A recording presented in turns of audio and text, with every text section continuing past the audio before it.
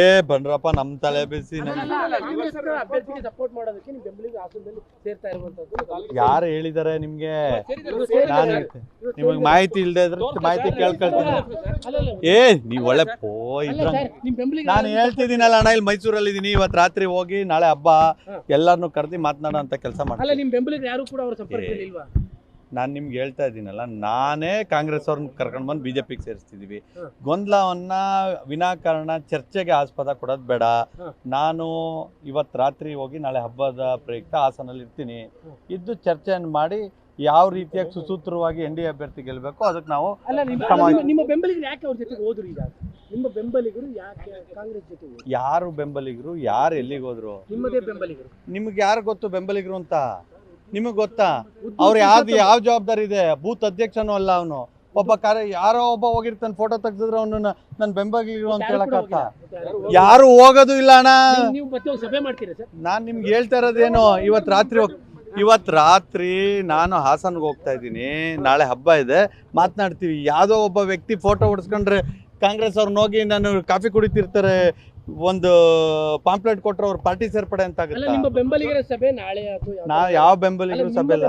ನನ್ನ ಬೆಂಬಲಿಗರ ಸಭೆ ಎಲ್ಲದನ್ನು ಮಾಡಿದ್ದೇವೆ. ನನ್ನ ಬೆಂಬಲಿಗರು ಅಂದ್ರೆ ಭಾರತೀಯ ಜನತಾ ಪಾರ್ಟಿ ಕಾರ್ಯಕರ್ತರು. ಆ ಕಾರ್ಯಕರ್ತರು ಸಭೆ 2ನೇ ತಾರೀಕು ಮಾಡಾಗಿದೆ.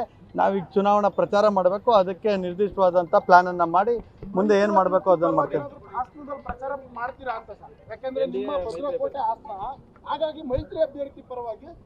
ಚುನಾವಣೆ ಗೆಲ್ಸ್ಕೊಳ್ಳಕ್ಕೆ ಏನು ಮಾಡಬೇಕು ಎಲ್ಲ ಮಾಡ್ತೀವಿ. ಚುನಾವಣೆ ಗೆಲ್ಸ್ಕೊಳ್ಳೋದಕ್ಕೆ NDA ಅಭ್ಯರ್ಥಿ ಗೆಲ್ಲೋದಕ್ಕೆ ಏನ್ ಮಾಡ್ಬೇಕು ಎಲ್ಲ ಮಾಡ್ತೀವಿ. ಅದು ನಿಮಗ್ ಊಹಾಪೋಹ ಇರುತ್ತೆ, ನನಗ್ ಊಹಾಪೋಹ ಇಲ್ಲ. ನಿಮ್ಮ ಊಹಾಪೋಹ ಬಗ್ಗೆ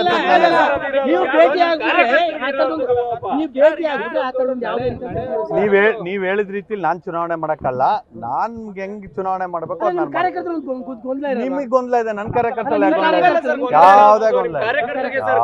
ಯಾವ್ದೇ ಗೊಂದಲ ಇಲ್ಲ. ಎಲ್ಲ ಕೆಲಸ ಮಾಡ್ತಾ ಇದಾರೆ, ಮನೆ ಮನೆ ಭೇಟಿ ಮಾಡ್ತಾ ಇದ್ದಾರೆ.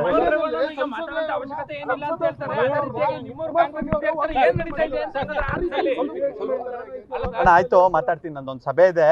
ನಮ್ ಬೇರೆ ಇದೇನು ಗೊತ್ತಾ, ದಿನ ಹೂವಾಪೋಗಳಿಗೆಲ್ಲ ಉತ್ತರ ಕೊಡ.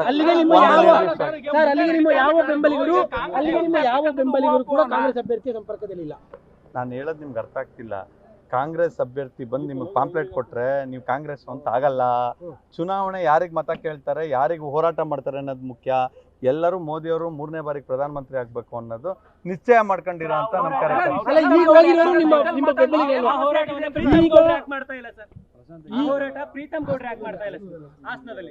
ನಿಮ್ಗೆ ಯಾಕೆ ಹಂಗ ಅನಿಸ್ತಿದೆ?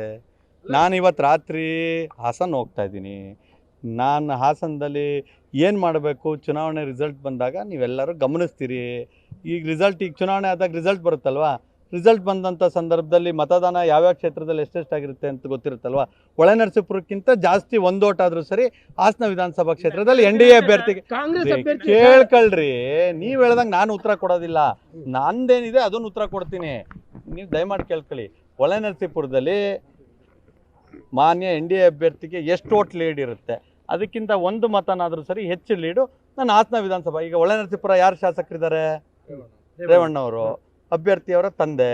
ನಾನು ನಿಮ್ಗೆ ಒಂದು ಮಾತನ್ನು ಕೊಡ್ತೀನಿ. ಹಾಸನ ವಿಧಾನಸಭಾ ಕ್ಷೇತ್ರದಲ್ಲಿ ಅವ್ರು ಎಷ್ಟು ಲೀಡ್ ಕೊಡ್ತಾರೆ, ಹೊಳೆನರಸೀಪುರ ವಿಧಾನಸಭಾ ಕ್ಷೇತ್ರದಲ್ಲಿ ಎಷ್ಟು ಲೀಡ್ NDA ಅಭ್ಯರ್ಥಿ ಪರ ಕೊಡ್ತಾರೆ, ಅದಕ್ಕಿಂತ ಒಂದು ಓಟ್ ಜಾಸ್ತಿ NDA ಅಭ್ಯರ್ಥಿಗೆ ಹಾಸನದಲ್ಲಿ ಲೀಡ್ ಕೊಡ್ತೀನಿ. ನನ್ನ ಜವಾಬ್ದಾರಿ. ಇನ್ನೇನು ಹೇಳಿ, ಮತ್ತೆ ಅದನ್ನೇ ಮಾತಾಡೋದು. ನ್ಯೂಸ್ ಫಸ್ಟ್, ನಿರ್ಭೀತಿಯಿಂದ ನಿಮ್ಮ ಪರವಾಗಿ.